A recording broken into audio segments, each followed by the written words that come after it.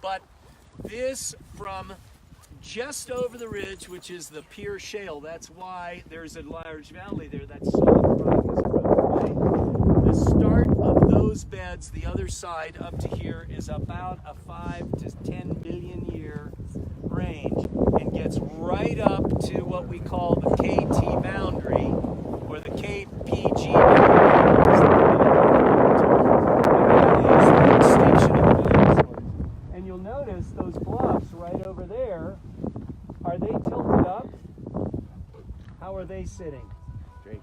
Down. They look horizontal, don't they? Those are horizontal, these are tilted.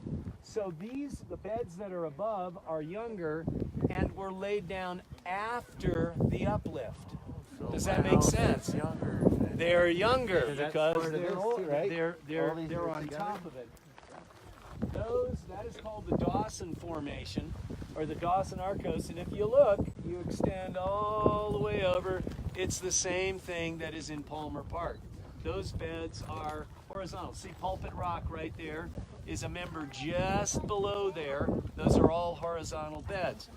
In that, somewhere in there, and you can find it in Palmer Park, I've never found it here, you will find the KT boundary itself, and there is a thin red layer full of iridium, and iridium is a radioactive element that is very rare on Earth, but is found in abundance in that layer.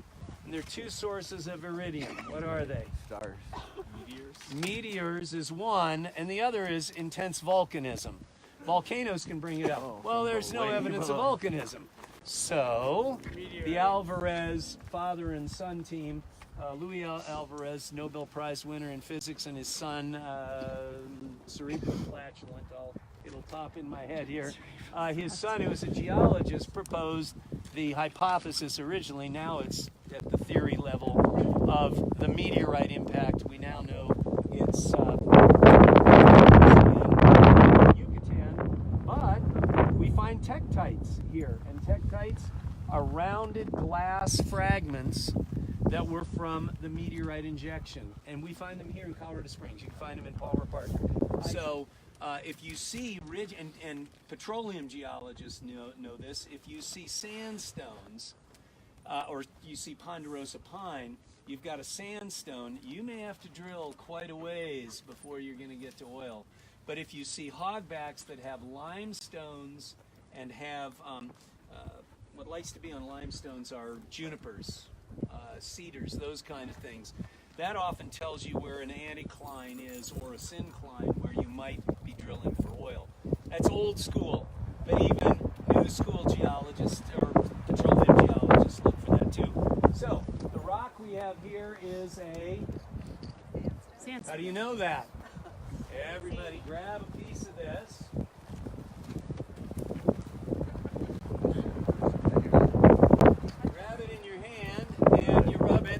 Are sand grains.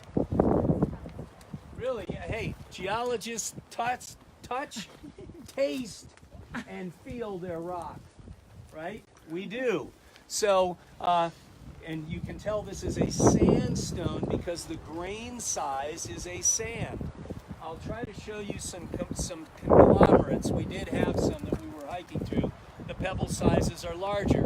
So what do sands mean? What can sandstones mean? Breaks down to sand. Well, they were sand deposits. And sand deposits occur in two environments: ocean beaches and deserts, right? So, and we call desert deposit sandstones aeolian. That means wind deposited. You can also have both, can't you? You can have a desert next to a beach. Yeah. But this environment is a receding ocean basin. Just over the hill, that huge valley is what we call the Pier Shale, or it looks Pierre, but it's pronounced Pier Shale. That is a huge deposition of what we call the Niobrara Sea, the inland seaway that went from northern Canada all the way down to Texas and down into the Gulf of Mexico. Do you know mosasaurs? The big swimming reptiles. They were in that beach. Well, this represents the uplift. I'm not talking about the tilt yet, but the ocean was receding, the land was rising, and the oceans were draining off. We are in what was beach deposited sands. And this is where dinosaur trackways are found. Have any of you been to La Junta, to the dinosaur trackway? Okay, if you want a great trip, you got to go to Picket Wire Canyon. There is, in a limestone deposition, now that's much older than this, that's Jurassic age, there are apatosaur tracks this big and a foot deep. I have a photo of my 1-year-old son down in the apatosaur track.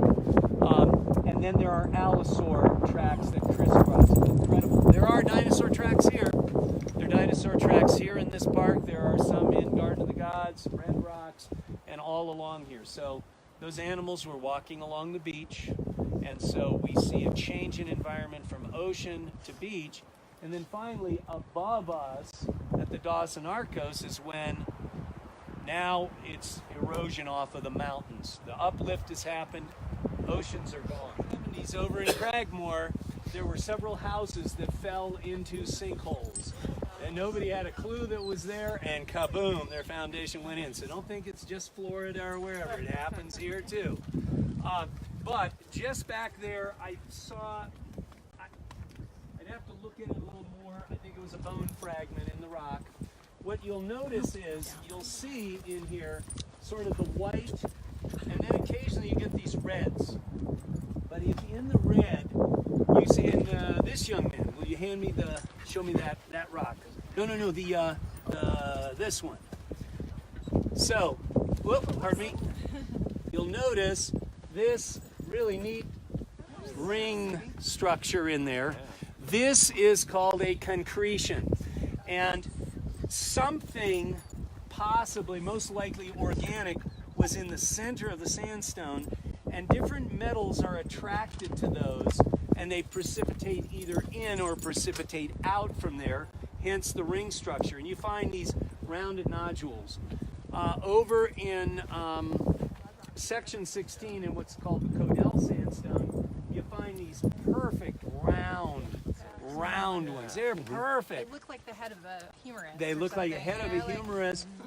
I heard once that when they ran out of musket balls, they use those. I don't buy that, because that's going to totally mess up your barrel. But some of them are iron pyrite replaced and would make an adequate musket ball. But they're also back there, and I'm going to find another one so everybody can see it. But if you look, you'll see these what look almost like muddy layers in there.